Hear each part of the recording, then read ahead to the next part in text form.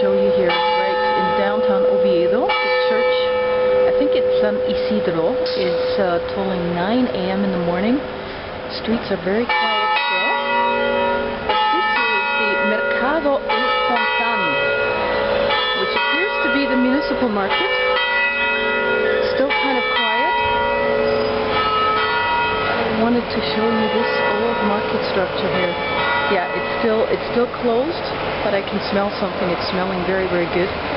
The bakery is open already, but none of the other areas are accessible.